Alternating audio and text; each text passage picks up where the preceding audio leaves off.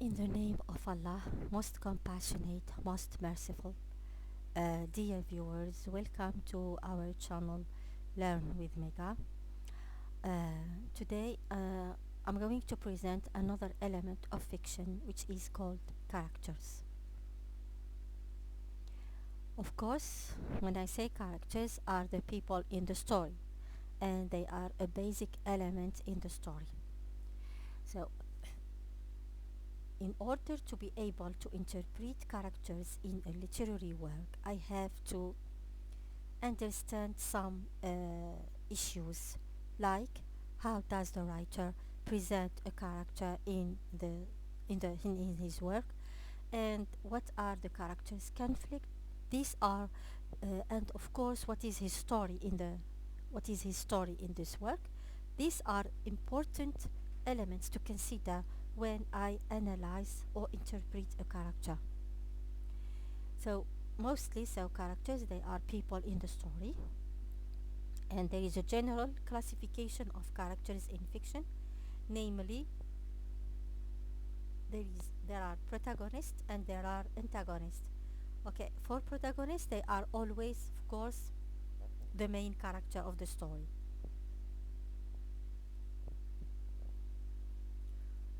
Why the antagonist is the character who comes against the the main character.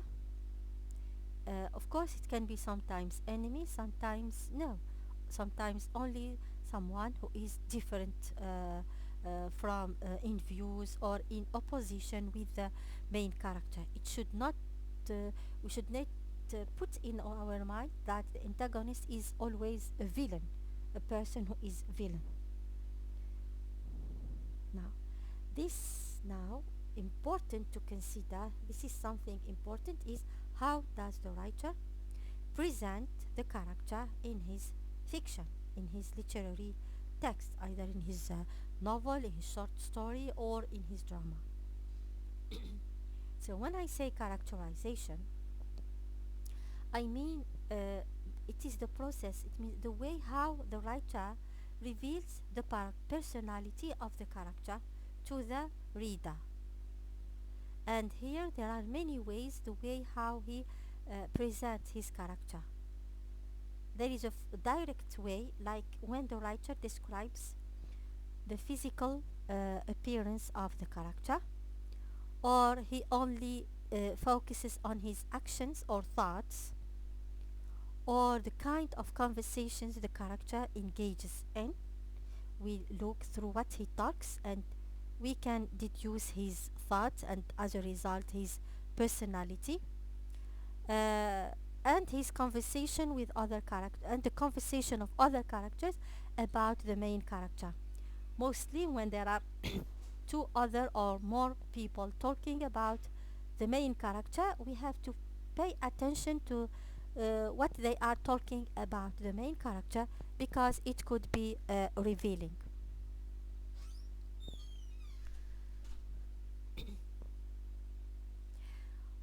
Sometimes the writer presents his character through the description of the place where the character is situated in.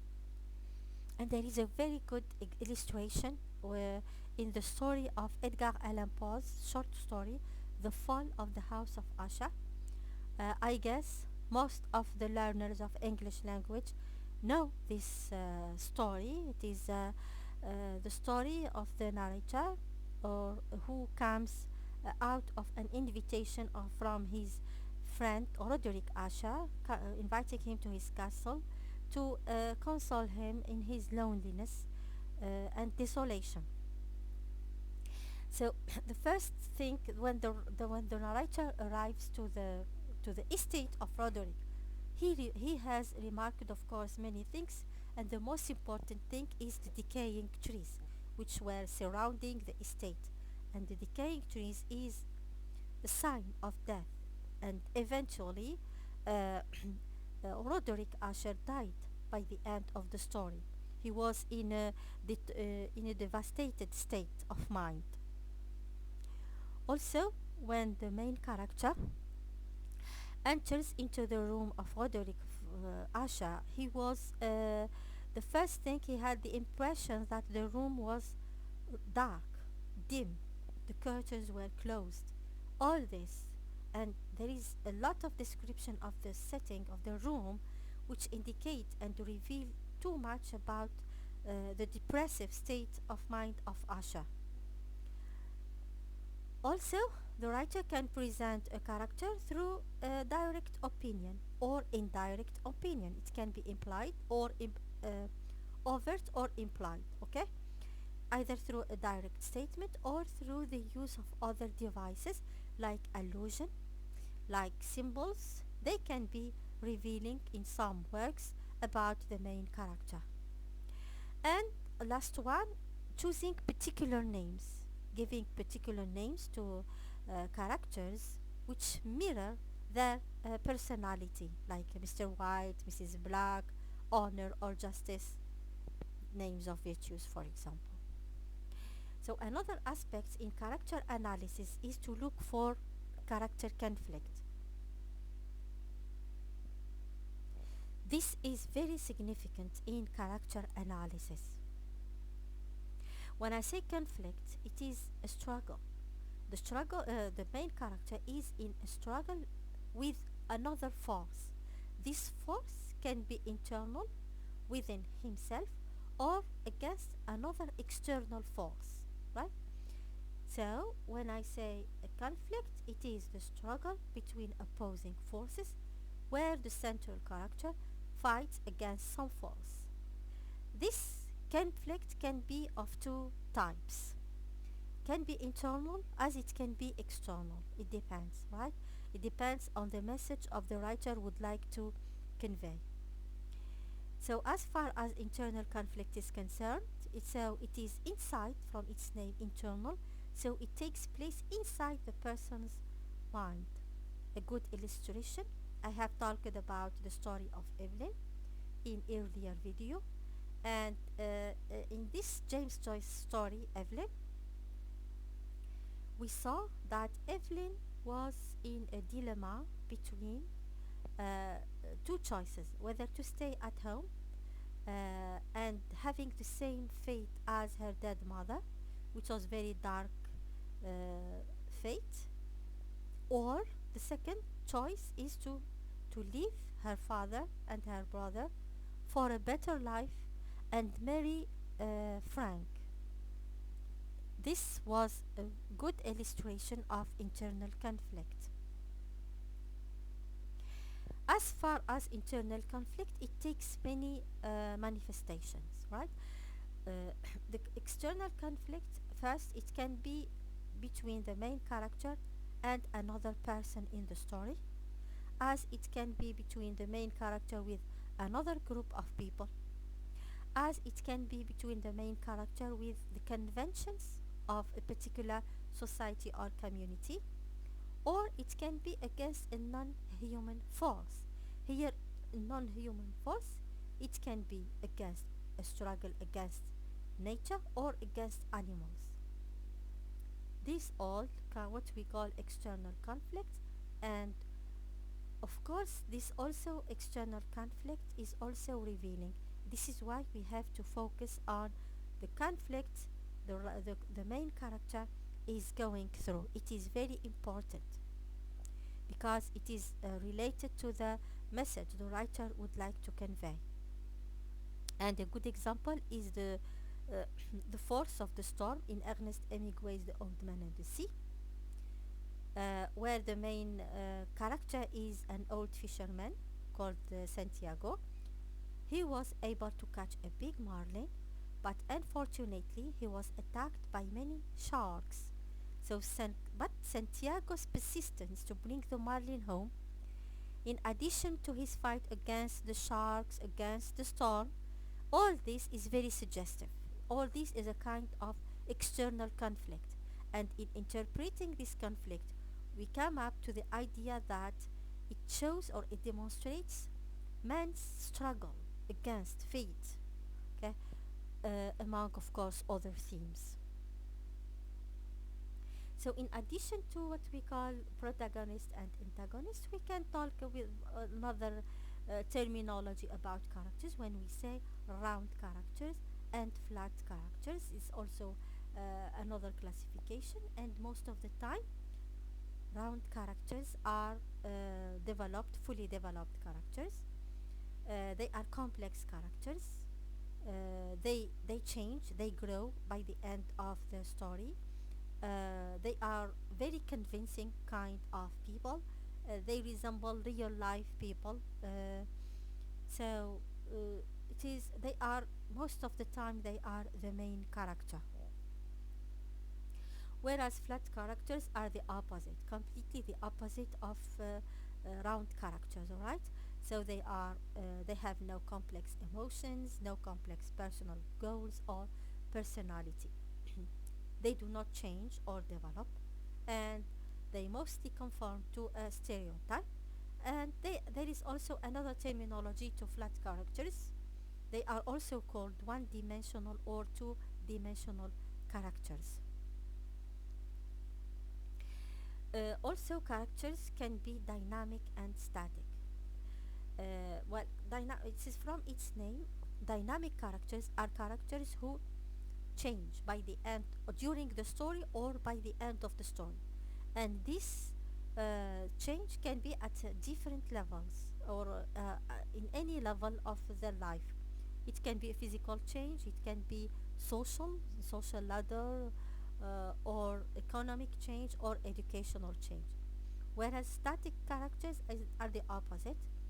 They are characters who do not change from the beginning to the end of the story. And a good illustration of static character, like the story of Evelyn, she is the same, she did not change from the beginning to the end. Now, when I say a static character, this doesn't mean first that he is a negative character.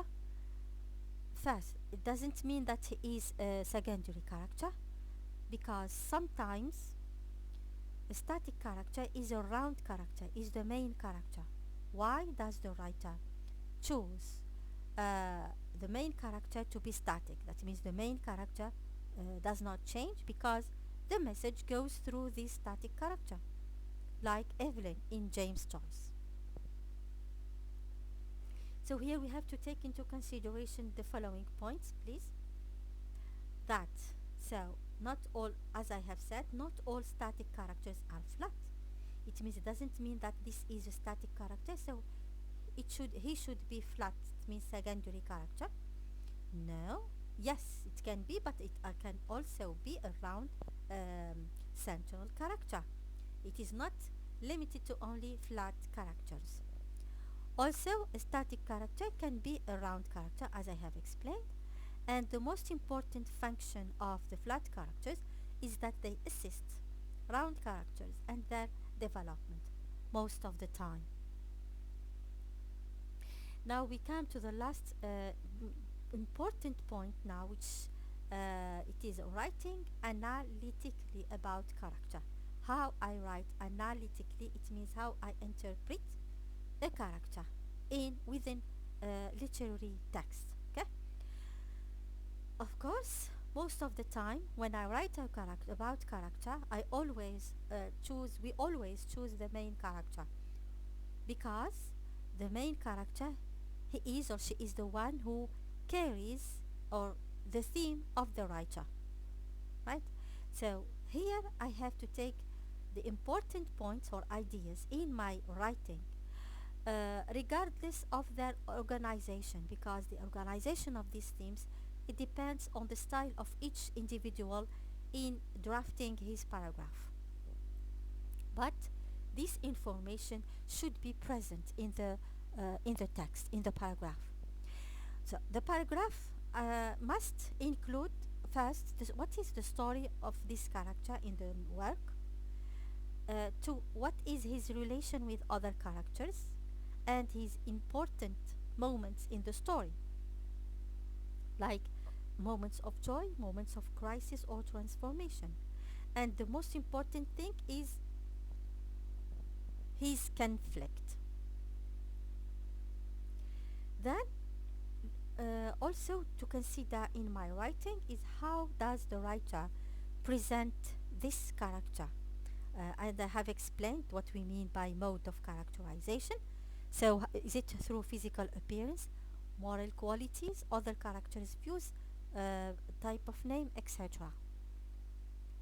Then we now discuss, of course, in my writing, what is the connection of this character to the theme of the literary work. And most of the time, it is always connected to the theme of the literary work. And throughout all writing this paragraph or text, I have to support and relate my interpretations or my discussion or my judgments with about the character with extracts from the text. It means you have to quote to support your interpretation, to support your analysis, as if you give proof to what you are saying about the character.